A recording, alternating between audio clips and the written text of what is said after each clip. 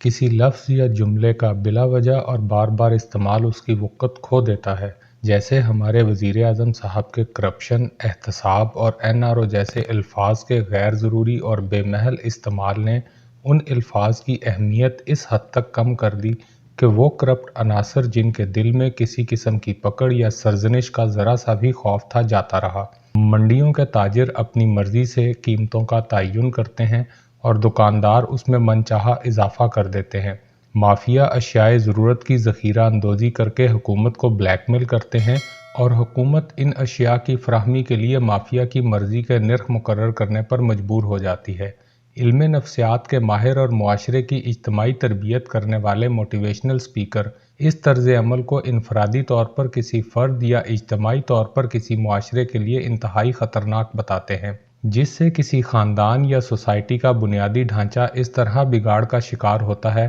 کہ اس کی اصلاح کی تمام امیدیں دم توڑ جاتی ہیں۔ مثلاً والدین اگر بچے کو بار بار یہ کہنا شروع کر دیں کہ یہ میری بات نہیں مانتا، تو یہ بات بچے کے لاشعور میں بیٹھ جاتی ہے اور وہ اپنی خامی کو دور کرنے کی بجائے اس جملے کی جمع تفریق شروع کر دیتا ہے۔ وہ سوچتا ہے کہ اس نے دن بھر والدین کی کتنی باتیں مانی اور صرف چند باتوں کے نہ ماننے سے اس پر یہ لیبل لگایا جا رہا ہے کہ وہ کوئی بات نہیں مانتا۔ نتیجتاً بچے اور والدین دونوں کے مزاج میں تلخی پیدا ہوتی ہے اور گھر کا ماحول خراب ہو جاتا ہے۔ بدقسمتی سے پاکستانی معاشرے کو بھی ایسے ہی سیاسی اور مذہبی رہنما میسر آئے جنہوں نے اپنی کمزوریوں کو بھی اغیار کے کھاتے میں ڈال کر اپنی جان چھڑانے کو زیادہ آسان سمجھا اور سوچے سمجھے بغیر ایسی اصطلاحات کا آزادانہ استعمال کیا کہ وہ ہمارے معاشرے کا اجتماعی روگ بن گئیں۔ سیاسی پلیٹ فارم پر ایسی غلطیوں کا ازالہ پھر کسی نہ کسی طرح ممکن ہے کہ ان کا تعلق ہماری دنیاوی زندگی سے ہوتا ہے،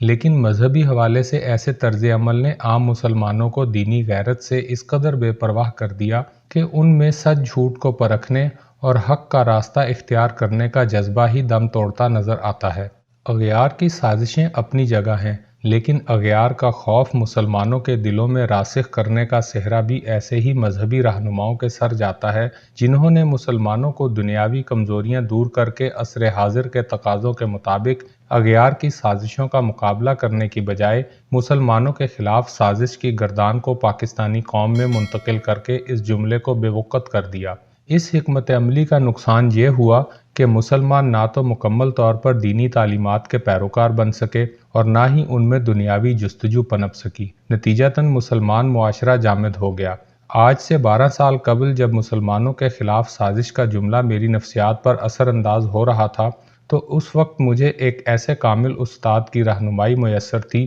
کہ میں خود فریبی کی ان بھول بھلیوں سے ایسے گزر گیا جیسے بیکار کاغذ ریسائیکل ہونے کے لیے دوبارہ کاغذ کی فیکٹری میں پہنچ جاتا ہے۔ ان حالات نے میرے اندر ایک ایسے جذبے کو پروان چڑھایا کہ میں ان مسائل کا حل تلاش کرنے کے لیے مختلف علماء اور اہل علم حضرات کی خدمت میں پیش ہوا، مگر جس کی خدمت میں بھی اپنا درد پیش کرتا، مجھے ایک ہی جواب سننے کو ملتا کہ یہ امام مہدی علیہ السلام کے ظہور کا زمانہ ہے اور امت میں پیدا ہونے والے بگاڑ کو اب صرف اور صرف امام ہی دور کر سکتے ہیں۔ میں اغیار کی سازشوں سے باخبر بھی ہوں اور امام زمانہ کے متعلق اجماع امت کے عقیدے پر متفق بھی، لیکن اہل علم کے اس جواب سے میرے اندر ایک اور سوال سر اٹھاتا کہ جب تک امام تشریف نہیں لاتے، کیا ہمیں یہ زیب دیتا ہے کہ ہم ہاتھ پر ہاتھ دھر کر بیٹھے رہیں؟ کیا ہمارا فرض نہیں کہ ہم اپنے اپنے مکتبے کے ایسے افراد کا محاسبہ کریں جو ملت اسلامیہ کی تفریق اور عام مسلمانوں کی دین سے بیزاری کا سبب بن رہے ہیں؟ کیا ہمارا فرض نہیں کہ ہم امام علیہ السلام کے ظہور سے قبل کسی ایسے پلیٹ فارم کا انتظام کریں جو مسلکی اختلافات سے بالا تر ہو کر دین اسلام کی بنیادی مشترکات پر امت کی تربیت کرے، تاکہ ہم بھی اللہ، اس کے رسول اور امام مہدی علیہ السلام کو منہ دکھانے کے قابل ہو سکیں؟ 2013 میں نے ایسا ہی ایک خط تمام مکاتب فکر کے علماء کو لکھا تھا، لیکن شاید میری غیر مقبول شناخت اور علمی قد کاٹ کے کسی نے جواب دینا مناسب نہیں سمجھا۔ میں نے اپنے تئیں ایسا پلیٹ فارم بنانے کی کوشش کی مگر تھک ہار کر ایک طرف ہو گیا، لیکن امت کا درد میرے سینے میں ہمیشہ موجود رہا۔ آج 12 سال بعد اس درد نے ایک مرتبہ پھر مجھے اس وقت تڑپا دیا جب چند روز پہلے ایک عالم دین کے ساتھ ایک فاحشہ کی بد اخلاقی کا واقعہ پیش آیا۔ اس فاحشہ کے پبلسٹی سٹنٹ کو غیر مؤثر کرنے کے لیے علماء کرام تو براہ راست میدان میں نہیں آئے،